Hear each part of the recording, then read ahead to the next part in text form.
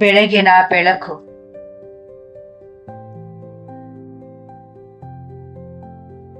ಅರಣ್ಯಕಾಂಡ 6 1-21. ನಾಜಿರ್ ವೃತ ಭಾಗ 3. ದ್ರಾಕ್ಷರಸ ಮತ್ತು ವಿನೆಗರ್, ಹುಳಿ ದ್ರಾಕ್ಷರಸ. ಅರಣ್ಯಕಾಂಡ 6ರಲ್ಲಿರುವ ನಾಜಿರ್ ವೃತವು ಕೇವಲ ಹೊರಗಿನ ನಿಯಮಗಳ ಪಟ್ಟಿಯಲ್ಲ. ಒಬ್ಬ ವ್ಯಕ್ತಿಯ ಜೀವನವು ದೇವರಿಗೆ ಮೀಸಲಾದಾಗ ನಿಜವಾದ ಪ್ರತ್ಯೇಕತೆ ಹೇಗಿರುತ್ತದೆ ಎಂಬುದನ್ನು ಯೆಹೋವನು ತನ್ನ ಜನರಿಗೆ ಕಲಿಸುತ್ತಿದ್ದನು. ನಾಜಿರ್ ವೃತದ ಕುರಿತಾದ ಈ ಸರಣಿಯು ಮುಂದಿನ ಕೆಲವು ದಿನಗಳವರೆಗೆ ಮುಂದುವರಿಯಲಿದೆ. ನಮ್ಮ ಹೃದಯವು ಇದನ್ನು ಸರಿಯಾಗಿ ಜೀರ್ಣಿಸಿಕೊಳ್ಳಲಿ ಎಂಬ ಉದ್ದೇಶದಿಂದ ನಾವು ಇದನ್ನು ಒಂದೊಂದೇ ಭಾಗವಾಗಿ ನಿಧಾನವಾಗಿ ಅಧ್ಯಯನ ಮಾಡೋಣ. ನೂತನ ಸೃಷ್ಟಿಯ ಜೀವನದಲ್ಲಿ ನಾವು ನೀತಿವಂತರಾಗಲು ಇಸ್ರಾಯೇಲಿನ ಧಾರ್ಮಿಕ ಆಚರಣೆಗಳನ್ನು ಕೇವಲ ಕಾನೂನಿನಂತೆ ನಕಲು ಮಾಡುತ್ತಿಲ್ಲ. ಆದರೂ ನಾವು ಅದೇ ಪವಿತ್ರತೆಗೆ, ಅದೇ ನಿರ್ಮಲ ಭಕ್ತಿಗೆ ಮತ್ತು ಅದೇ ನಿಷ್ಠಾವಂತ ಹೃದಯಕ್ಕೆ ಕರೆಯಲ್ಪಟ್ಟಿದ್ದೇವೆ. ಯೆಹೋವನು ಎಂದಿಗೂ ತನ್ನ ಹೆಸರಿಗಾಗಿ ಒಂದು ಜನಸಮೂಹವನ್ನು ಪ್ರತ್ಯೇಕಿಸುತ್ತಾನೆ. ಹೃದಯವನ್ನು ಕದಿಯುವ ವಿಷಯಗಳ ಬಗ್ಗೆ ಆತನು ಇಂದಿಗೂ ನಮಗೆ ಎಚ್ಚರಿಕೆ ನೀಡುತ್ತಾನೆ. ಒಳಗಿನ ಮನುಷ್ಯನನ್ನು ವಿಷಪೂರಿತಗೊಳಿಸುವ ವಿಷಯಗಳನ್ನು ನಿರಾಕರಿಸಲು ಆತನು ಇಂದಿಗೂ ನಮಗೆ ಕರೆ ನೀಡುತ್ತಾನೆ. ಯೆಹೋವನು ನಾಜೀರನಿಗೆ ದ್ರಾಕ್ಷರಸದಿಂದ ದೂರವಿರಲು ಹೇಳಿದಾಗ ಆತನು ಕೇವಲ ಕುಡಿತದ ಬಗ್ಗೆ ಮಾತನಾಡುತ್ತಿರಲಿಲ್ಲ. ದ್ರಾಕ್ಷರಸವನ್ನು ದುರುಪಯೋಗಪಡಿಸಿಕೊಳ್ಳಬಹುದು ಮತ್ತು ಅದು ತೀರ್ಪಿನ ಬುದ್ಧಿಯನ್ನು ಮಬ್ಬುಗೊಳಿಸುತ್ತದೆ ಎಂದು ಶಾಸ್ತ್ರವು ಎಚ್ಚರಿಸುತ್ತದೆ. ಜ್ಞಾನೋಕ್ತಿ 21:31, 4-5. ಆದರೆ ಅರಣ್ಯಕಾಂಡ 6 ಕುಡಿಯಬೇಡಿ ಎನ್ನುವುದಕ್ಕಿಂತ ಆಳವಾದ ಅರ್ಥವನ್ನು ಹೊಂದಿದೆ. ಯೆಹೋವನು ದ್ರಾಕ್ಷಿ ಬಳ್ಳಿಯ ಸುತ್ತಲೂ ಒಂದು ಬೇಲಿಯನ್ನು ನಿರ್ಮಿಸಿದನು, ಏಕೆಂದರೆ ಈ ವೃತ್ತವು ಸಂಪೂರ್ಣವಾಗಿ ಆತನಿಗೆ ಸೇರಿರುವುದರ ಬಗ್ಗೆಯಾಗಿತ್ತು. ಇಸ್ರಾಯೇಲಿನ ದ್ರಾಕ್ಷರಸವು ಸಂತೋಷ ಮತ್ತು ಆಶೀರ್ವಾದದ ಸಂಕೇತವಾಗಿತ್ತು.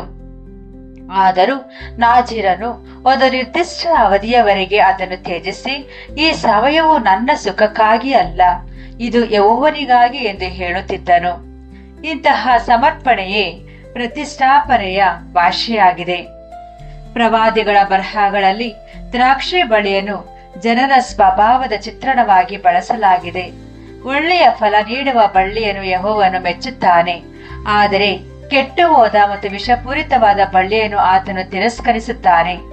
ಧರ್ಮೋಪದೇಶ ಕಾಂಡವು ಸೊದೋಮಿನ ದ್ರಾಕ್ಷಿ ಬಳ್ಳಿಯ ಬಗ್ಗೆ ಮಾತನಾಡುತ್ತದೆ. ಧರ್ಮೋಪದೇಶ ಕಾಂಡ 32:32-33.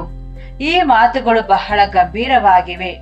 ಸೊದೋಮ್ ತನ್ನ ವಿಪರೀತ ದುಷ್ಟತನಕ್ಕಾಗಿ ನೆನಪಿಸಲ್ಪಡುತ್ತದೆ. ಈ ಭಾಗವು ವಿಷದ ದ್ರಾಕ್ಷಿ ಮತ್ತು ಕಹಿಯಾದ ಗೊಂಚಲುಗಳ ಬಗ್ಗೆ ಮಾತನಾಡುತ್ತದೆ ಮತ್ತು ಅವರ ದ್ರಾಕ್ಷರಸವನ್ನು ಸರ್ಪಗಳ ವಿಷ, ನಾಗರ ಹಾವಿನ ಕೊಲ್ಲುವ ವಿಷ ಎಂದು ಕರೆಯುತ್ತದೆ. ಇಲ್ಲಿ ಯೆಹೋವನು ಬಳ್ಳಿಯನ್ನು ಹೊಗಳುತ್ತಿಲ್ಲ, ಬದಲಾಗಿ ಆತ್ಮಿಕ ವಿಷಯವಾಗಿ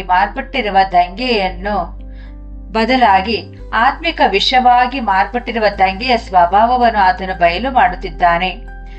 ಇದು ನೋಡಲು ಹಣ್ಣಿನಂತೆ ಕಂಡರೂ ಒಳಗಿನ ಮರಣವನ್ನು ಹೊತ್ತಿರುವ ನೈತಿಕ ಭ್ರಷ್ಟತೆಯ ಚಿತ್ರಣವಾಗಿದೆ.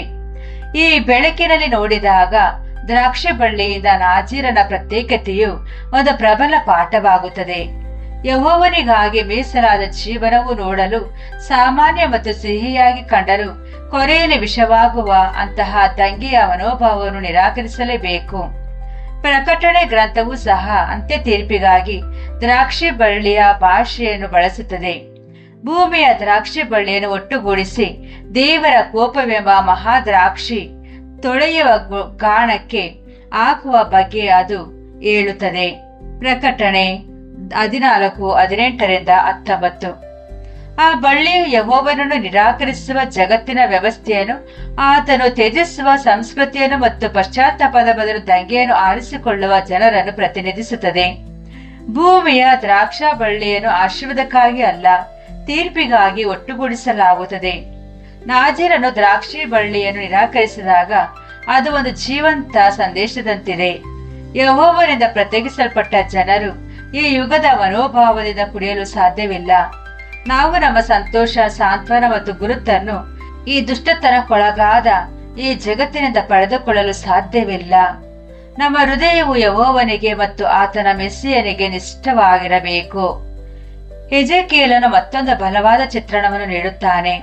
ಎಜೆಕಿಯೇಲ 15 ಹೇಳುವಂತೆ, ದ್ರಾಕ್ಷಿ ಬಳ್ಳಿಯ ಮರವು ಕಟ್ಟಡದ ನಿರ್ಮಾಣಕ್ಕೆ ಯಾವುದಕ್ಕೂ ಪ್ರಯೋಜನವಿಲ್ಲ. ಅದು ಇತರ ಮರಗಳಂತೆ ಬಲವಾದ ತೊಲೆ ಅಥವಾ ಮೊಳೆಯಾಗಲು ಸಾಧ್ಯವಿಲ್ಲ. ಅದು ಫಲ ನೀಡದಿದ್ದರೆ ಅದು ಕೇವಲ ಬೆಂಕಿಗೆ ಮಾತ್ರ ಯೋಗ್ಯವಾಗಿದೆ. ಇದೊಂದು ಹರಿತವಾದ ಆತ್ಮಿಕ ಬೋಧನೆ. ದ್ರಾಕ್ಷಿ ಬಳ್ಳಿಯ ಮೌಲ್ಯ ಇರುವುದು ಅದರ ಫಲದಲ್ಲಿ. ನೀತಿಯ ಫಲವಿಲ್ಲದಿದ್ದಲ್ಲಿ ಅಲ್ಲಿ ನಿಜವಾದ ಒಡಂಬಡಿಕೆಯ ಜೀವನವಿರುವುದಿಲ್ಲ. ಜನರು ಕ್ರಿಸ್ತನ ಹೆಸರನ್ನು ಹೊತ್ತಿದರೂ ಒಳಗಡೆ ಬಂಜರಾಗಿರಬಹುದು. ಆಗ ಅದರ ಅಂತ್ಯವು ಸುಡುವುದೇ ಆಗಿರುತ್ತದೆ.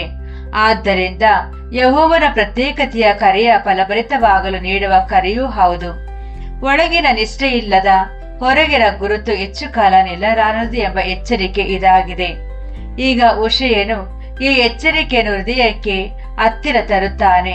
ವ್ಯಭಿಚಾರವು ದ್ರಾಕ್ಷರಸವು ಹೃದಯವನ್ನು ಕದಿಯುತ್ತದೆ. ಹೋಶೇಯ 4:11. ಈ ವಾಕ್ಯವು ಚಿಕ್ಕದಾಗಿದರೂ ಆಳವಾಗಿ ಚುಚ್ಚುತ್ತದೆ. ಇಲ್ಲಿ ದ್ರಾಕ್ಷರಸವು ಕೇವಲ ಪಾನೀಯವಲ್ಲ, ಅದು ಯೆಹೋವನಿಂದ ಹೃದಯವನ್ನು ಕದಿಯುವ ಯಾವುದರ ಚಿತ್ರಣವೂ ಆಗಿರಬಹುದು. ಅದು ಮನಸ್ಸಾಕ್ಷಿಯನ್ನು ಮೊಬ್ಬಗೊಳಿಸುವ ಸುಖಭೋಗವಾಗಿರಬಹುದು. ಪಾಪವನ್ನು ಸಣ್ಣದಾಗಿ ತೋರಿಸುವ ಮನರಂಜನೆಯಾಗಿರಬಹುದು.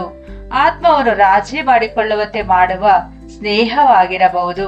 ಹಣದ ವ್ಯಾಮೋಹ, ಗರ್ವ, ರಹಸ್ಯ ಕಾಮ ಅಥವಾ ಜಗತ್ತಿನಿಂದ ಇಷ್ಟಪಡುವ ನಮ್ಮ ಸಂತೋಷದ ಹಂಬಲವಾಗಿರಬಹುದು.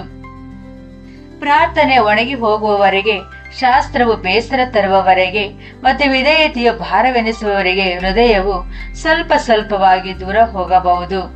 ಇದಕ್ಕಾಗಿಯೇ ಯೆಹೋವನು ನಾಜೀರನಿಗಾಗಿ ದ್ರಾಕ್ಷಿ ಬಳ್ಳಿಯ ಸುತ್ತ ಬೇಲಿ ಹಾಕಿದನು.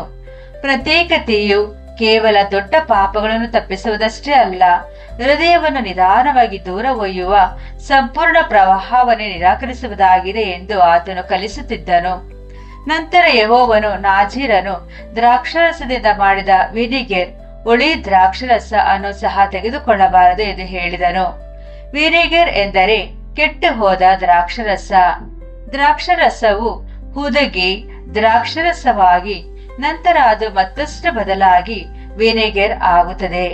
ವಿನೆಗರ್ನಲ್ಲಿ ಆಲ್ಕೋಹಾಲ್ ಅಂಶ ಬಹಳ ಕಡಿಮೆ ಅಥವಾ ಇಲ್ಲದಿದ್ದರೂ ಸಹ ಅದು ದ್ರಾಕ್ಷಿ ಬಳ್ಳಿಯ ಗುರುತನ್ನು ಮತ್ತು ಹುಳಿಯ ಗುಣವನ್ನು ಹೊಂದಿರುತ್ತದೆ. ಆತ್ಮಿಕವಾಗಿ ವಿನೆಗರ್ ಎನ್ನುವುದು ಹಾಳಾದ ಒಳಗಿನ ಜೀವನದ ಚಿತ್ರಣವಾಗಿದೆ. ಅದು ತಾಜಾ ಅಲ್ಲ, ಅದು ನಿರ್ಮಲವಲ್ಲ. ಯಾವುದನ್ನಾದರೂ ಕೊಳೆಯಲು ಬಿಟ್ಟಾಗ ಆಗುವ ಸ್ಥಿತಿ ಅದು. ಜ್ಞಾನೋಕ್ತಿಯು ಒಂದು ಗಮನಾರ್ಹ ಚಿತ್ರಣವನ್ನು ನೀಡುತ್ತದೆ. ಹಲ್ಲಿಗೆ ಹುಳಿಯು, ವಿನೆಗರ್ ಹೇಗೋ ಕಣ್ಣಿಗೆ ಹೊಗೆಯೂ ಹಾಗೆಯೇ. ಸೋಮಾರಿಯು ತನ್ನನ್ನು ಕಳಿಸಿದವರಿಗೆ ಹಾಗೆಯೇ ಇರುತ್ತಾನೆ. ಜ್ಞಾನೋಕ್ತಿ 10:26. ವಿನೆಗರ್ ಕಿರಿಕಿರಿ ಉಂಟು ಮಾಡುತ್ತದೆ, ಅದು ಹಿತಕರವಲ್ಲ. ಇಲ್ಲಿ ವಿನೆಗರ್ ಎಂಬುದು ಕೆಟ್ಟ ಸ್ವಭಾವದ ಚಿತ್ರಣವಾಗಿ ಬಳಸಲಾಗಿದೆ. ಅಂದರೆ ಬೇಜವಾಬ್ದಾರಿ ಮತ್ತು ಸೋಮಾರಿತನವು ಇತರರಿಗೆ ನೋವುಂಟು ಮಾಡುತ್ತದೆ. ನೂತನ ಸೃಷ್ಟಿಯ ಜೀವನದಲ್ಲಿ ಇದೊಂದು ಎಚ್ಚರಿಕೆ. ಯೆಹೋವನಿಗಾಗಿ ಮೀಸಲಾದ ಜೀವನವು ಇತರರು ಎಳವಲು ಕಾರಣವಾಗುವಂತಹ ಹುಳಿ ಅಭ್ಯಾಸಗಳನ್ನು ಹೊಂದಿರಬಾರದು. ನಂಬಿಗಸ್ತಿಕೆ ಎಂದರೆ ಕೇವಲ ಆರಾಧನೆಯ ಮಾತುಗಳಲ್ಲ, ಅದು ಕೆಲಸವನ್ನು ಹೇಗೆ ನಿರ್ವಹಿಸುತ್ತವೆ, ಮಾತುಗಳನ್ನು ಹೇಗೆ ಉಳಿಸಿಕೊಳ್ಳುತ್ತವೆ ಮತ್ತು ಸಮಯವನ್ನು ಹೇಗೆ ಬಳಸುತ್ತೇವೆ ಎಂಬುದರಲ್ಲಿದೆ. ಹುಳಿ ಸ್ವಭಾವವು ಕ್ರಿಸ್ತನ ಶರೀರಕ್ಕೆ ಕಿರಿಕಿರಿ ಮತ್ತು ಯೆಹೋವನ ಹೆಸರಿಗೆ ಅಪಮಾನ ತರುತ್ತದೆ. ಕೀರ್ತನೆಗಳು ವಿನೆಗರ್ ಅನ್ನು ಕ್ರೌರ್ಯ ಮತ್ತು ತಿರಸ್ಕಾರದ ಚಿತ್ರಣವಾಗಿ ಬಳಸಲಾಗುತ್ತದೆ. ಕೀರ್ತನೆ 69 ಹೇಳುತ್ತದೆ, ನನ್ನ ಆಹಾರದಲ್ಲಿ ವಿಷವನ್ನು ಹಾಕಿದರು, ನನ್ನ ಬಾಯಾರಿಕೆಗೆ ಹುಳಿ ರಸವನ್ನು ವಿನೆಗರ್ ಅನ್ನು ಕುಡಿಯಲು ಕೊಟ್ಟರು. ಕೀರ್ತನೆ 69:21. ಮೆಸ್ಸಿಯನಿಗೆ ಶಿಲುಬೆಯ ಮೇಲೆ ಹುಳಿ ದ್ರಾಕ್ಷವನ್ನು ನೀಡಿದಾಗ ಇದು ನೆರವೇರಿತು. ಯೋಹಾನ 19:29. ಆ ಕ್ಷಣದಲ್ಲಿ ವಿನೆಗರ್ ಎನ್ನುವುದು ನೀತಿವಂತನ ಕಡೆಗೆ ತೋರಿದ ಅಪಹಾಸ್ಯ ಮತ್ತು ಕಠಿಣ ಹೃದಯದ ಸಂಕೇತವಾಗಿತ್ತು. ಪರಿಶುದ್ಧ ನೀತಿಗೆ ಜಗತ್ತು ನೀಡಿದ ಪ್ರತಿಕ್ರಿಯೆ ಸಾಂತ್ವನವಲ್ಲ, ಬದಲಾಗಿ ಹುಳಿ ಅಥವಾ ಕಹಿ. ಕರುಣೆಯಲ್ಲ, ಬದಲಾಗಿ ತಿರಸ್ಕಾರ. ಇದು ನೂತನ ಸೃಷ್ಟಿಯ ನಡಿಗೆಗೆ ಬಹಳ ಪ್ರಾಯೋಗಿಕವಾದುದನ್ನು ಕಲಿಸುತ್ತದೆ.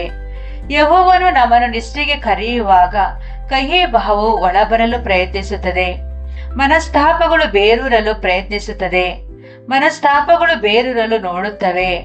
ಆತ್ಮವು ಉಳಿಯಾಗುವವರೆಗೆ ಕಠಿಣ ಮಾತುಗಳು ಹೃದಯದಲ್ಲಿ ಒದಗಲು ಪ್ರಯತ್ನಿಸುತ್ತವೆ. ಹೊರಗಡೆ ಕ್ರೈಸ್ತ ಮುಖವಾಡ ಧರಿಸಿ ಒಳಗಡೆ ವಿನಿಗರ್ ಆಗುವುದು ಸುಲಭ. ಕಠಿಣವಾಗಿ ಕಿರಿಕಿರಿಯಿಂದ ದಯೆಯಿಲ್ಲದೆ ಇದ್ದುಕೊಂಡು ಭಕ್ತಿಯನ್ನು ಪ್ರತಿಪಾದಿಸುವುದು ಸುಲಭ. ಆದರೆ ನಾಜಿರ್ ವ್ರತವು ಹೇಳುತ್ತದೆ, ವಿನಿಗರನ್ನು ಸಹ ನಿರಾಕರಿಸಬೇಕು, ಅಂದರೆ ಉಳಿ ರೂಪವನ್ನು ತ್ಯಜಿಸಬೇಕು. ಅದೊಂದು ಪ್ರಬಲ ಸಂದೇಶ. ನಿಷ್ಠಾವಂತ ಜೀವನವು ಕಹಿ ಭಾವವನ್ನು, ಅಪಹಾಸ್ಯದ ಮಾತನ್ನು ಮತ್ತು ದ್ವೇಷದ ಒದುವಿಕೆಯನ್ನು ನಿರಾಕರಿಸಲೇಬೇಕು. ಒದಗುವಿಕೆ ಫರ್ಮೆಂಟೇಷನ್ ಎಂಬುದು ನ್ಯಾಯ ಪ್ರಮಾಣದಲ್ಲಿ ಒಂದು ಶಕ್ತಿಯುತ ಚಿತ್ರಣವಾಗಿದೆ. ಇದು ಕಾಲಾನಂತರದಲ್ಲಿ ಯಾವುದೋ ಒಂದು ವಿಷಯವು ಹೇಗೆ ನಿಧಾನವಾಗಿ ಬದಲಾಗುತ್ತದೆ ಎಂಬುದನ್ನು ತೋರಿಸುತ್ತದೆ. ಒಂದು ಸಣ್ಣ ಆರಂಭವು ನಂತರ ದೊಡ್ಡ ವಾಸ್ತವವಾಗುತ್ತದೆ. ಸ್ವಲ್ಪ ಹುಳಿ ಬೀಜವು ಹಿಟ್ಟಿನ ಮುದ್ದೆಯನ್ನೆಲ್ಲ ಹುಬ್ಬಿಸುತ್ತದೆ ಎಂದು ಹೊಸ ಒಡಂಬಡಿಕೆಯು ಎಚ್ಚರಿಸುತ್ತದೆ. ಗಲಾತ್ಯದವರಿಗೆ 5:9, 1 ಕೊರಿಂಥದವರಿಗೆ 5:6.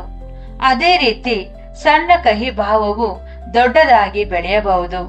ಸಣ್ಣ ರಹಸ್ಯ ದಂಗೆಯು ಉಲ್ಬಣಿಸಬಹುದು. ಆದ್ದರಿಂದ ಯೆಹೋವನ ಬೇಲಿಯು ನಮಗೆ ಕಲಿಸುವುದೇನೆಂದರೆ, ವಿಷಯಗಳು ಸಣ್ಣದಾಗಿರುವಾಗಲೇ ಅವು ವಿಷವಾಗುವ ಮೊದಲೇ ಅವುಗಳನ್ನು ಸರಿಪಡಿಸಿಕೊಳ್ಳಬೇಕು. ಆದ್ದರಿಂದ ದ್ರಾಕ್ಷಾರಸ ಮತ್ತು ವಿನಿಗರ್ ಎರಡೂ ಸೇರಿ ಒಂದು ಮುಖ್ಯ ಕಾರ್ಯವನ್ನು ನೀಡುತ್ತವೆ. ಹೃದಯವನ್ನು ಕಾಯ್ದುಕೊಳ್ಳಿ. ಯೆಹೋವನಿಂದ ಪ್ರತ್ಯೇಕಿಸಲ್ಪಟ್ಟ ಜನರು ಹೃದಯವನ್ನು ಕದಿಯುವ ವಿಷಯಗಳನ್ನು ಮತ್ತು ಆತ್ಮವನ್ನು ಉಳಿ ಮಾಡುವ ವಿಷಯಗಳನ್ನು ನಿರಾಕರಿಸಲೇಬೇಕು. ನಿಷ್ಠೆ ಎಂದರೆ ಕೇವಲ ದೊಡ್ಡ ಹಗರಣಗಳಿಂದ ದೂರವಿರುವುದಲ್ಲ. ಅದು ಒಳಗಿನ ಮನುಷ್ಯನನ್ನು ನಿರ್ಮಲವಾಗಿ, ಮೃದುವಾಗಿ ಮತ್ತು ವಿಧೇಯವಾಗಿ ಇಟ್ಟುಕೊಳ್ಳುವುದಾಗಿದೆ. ಯೆಹೋವನು ತನ್ನ ಕುಮಾರನ ಮೂಲಕ, ಪ್ರವಾದಿಗಳ ಮೂಲಕ ಮತ್ತು ಅಪೊಸ್ತಲರ ಮೂಲಕ ಮಾತನಾಡುವಾಗ ನಿಷ್ಠಾವಂತ ಹೃದಯವು ಸೊದೋಮಿನಂತೆ ವಾದಿಸುವುದಿಲ್ಲ. ಅದು ಬಾಗುತ್ತದೆ, ಪಶ್ಚಾತ್ತಾಪ ಪಡುತ್ತದೆ ಮತ್ತು ವಿಧೇಯವಾಗುತ್ತದೆ. ಮತ್ತು ನೋವು ಬಂದಾಗ ನಿಷ್ಠಾವಂತ ಹೃದಯವು ವಿನಿಗರ್ ಆಗುವುದಿಲ್ಲ. ಅದು ಯೆಹೋವನ ಮುಂದೆ ಮೃದುವಾಗಿ, ಸತ್ಯವಾಗಿ ಮತ್ತು ನಿರ್ಮಲವಾಗಿ ಉಳಿಯುತ್ತದೆ. ಪ್ರಾರ್ಥನೆ. ಪವಿತ್ರನಾದ ಯೆಹೋವನೇ, ಭಕ್ತಿಯನ್ನು ಕದಿಯುವ ದ್ರಾಕ್ಷಾರಸದಿಂದ ನಮ್ಮ ಹೃದಯಗಳನ್ನು ಕಾಪಾಡು. ಸೊದೋಮಿನ ದ್ರಾಕ್ಷಿ ಬಳ್ಳಿಯಿಂದ, ದಂಗೆಯಿಂದ ಮತ್ತು ರಹಸ್ಯ ವಿಷದಿಂದ ನಮ್ಮನ್ನು ರಕ್ಷಿಸು. ಕಹಿ ಭಾವವು ಒದಗುವ ಮೊದಲೇ ಅದನ್ನು ತೊಳೆದು ಹಾಕು ಮತ್ತು ನಮ್ಮ ಆತ್ಮವು ಉಳಿಯಾಗಿರುವ ಕಡೆಗಳಲ್ಲಿ ಅದನ್ನು ಮೃದುಗೊಳಿಸು. ವಾದ ಮಾಡದೆ, ಗರ್ವ ಪಡದೆ, ತಡ ಮಾಡದೆ ನಿನ್ನ ಧ್ವನಿಗೆ ತಕ್ಷಣ ವಿಧೇಯರಾಗಲು ನಮಗೆ ಕಲಿಸು. ನಮಗೆ ಬರೀ ಹೊರಗಿನ ತೋರಿಕೆಯಲ್ಲ, ಬದಲಾಗಿ ನೀತಿಯ ಫಲವನ್ನು ನೀಡು ಮತ್ತು ನಿನ್ನ ಉದ್ದೇಶಕ್ಕಾಗಿ ನಮ್ಮನ್ನು ಉಪಯುಕ್ತರನ್ನಾಗಿ ಇರಿಸು. ನಿನ್ನ ಮೇಸಿಯನಿಗೆ ನಮ್ಮ ನಿಷ್ಠೆಯನ್ನು ಬಲಪಡಿಸು ಮತ್ತು ನಿನ್ನ ಮುಂದೆ ನಮ್ಮ ಮನಸ್ಸಾಕ್ಷಿಯನ್ನು ನಿರ್ಮಲವಾಗಿರಿಸು. ಕ್ರಿಸ್ತನಲ್ಲಿ ಆಮೆನ್.